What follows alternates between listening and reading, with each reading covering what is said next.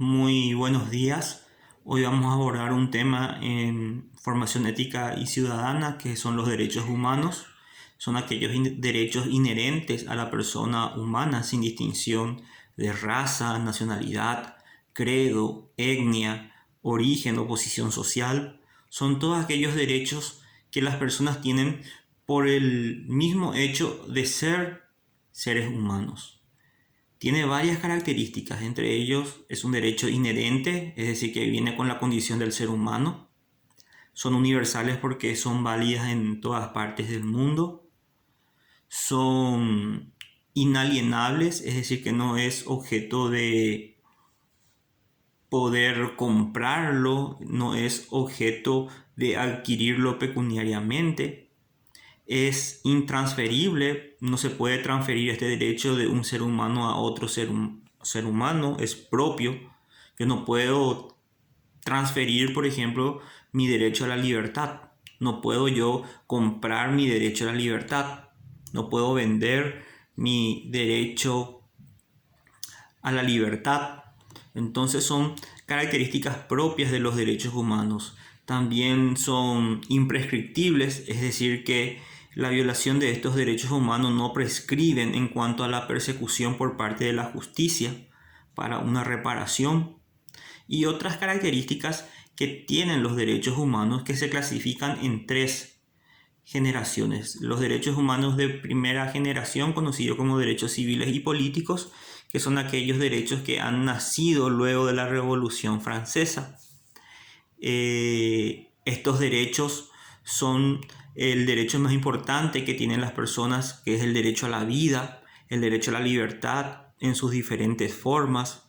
Por ejemplo, la libertad de manifestación, la libertad de expresión, la libertad de tránsito, la libertad de poder expresar mis opiniones, la libertad de asociarme en tal o cual movimiento o partido político. O sea, la libertad tiene diferentes facetas que quizás es el segundo derecho más importante que tienen las personas después del derecho a la vida. El derecho al sufragio, es decir, el derecho al voto, el derecho a la participación política que tienen las personas, no solamente para emitir el voto o el sufragio, sino también para poder postularse a cargos públicos. El derecho a la igualdad, el derecho a una identidad, el derecho a una nacionalidad, son todos derechos humanos de primera generación. Luego tenemos a los derechos humanos de segunda generación, conocidos como derechos sociales. Entre ellos podemos encontrar el derecho a la educación, el derecho a la salud, el derecho al trabajo, el derecho a la seguridad social, el derecho a la formación de sindicatos, el derecho a una reforma agraria, todos los derechos que conllevan el ámbito social y que está reconocido al ciudadano. Y luego se encuentran los derechos humanos de tercera generación, como conocidos también como derechos de los pueblos. Entre ellos encontramos el derecho a la paz, el derecho a un medio ambiente sano, el derecho a un desarrollo, el derecho a la integración.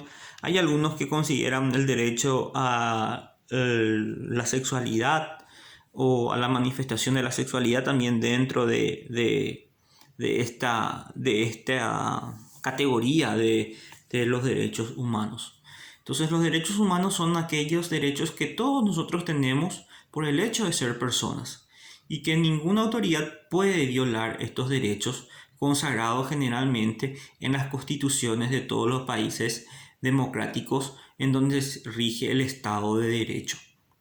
Entonces, los derechos humanos también son considerados como derechos fundamentales. ¿Por qué son derechos fundamentales? Porque todos estos derechos que yo le manifesté de primera, segunda y tercera generación están consagradas en la Constitución Nacional de los países.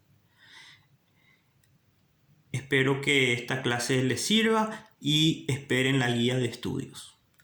Hasta muy pronto.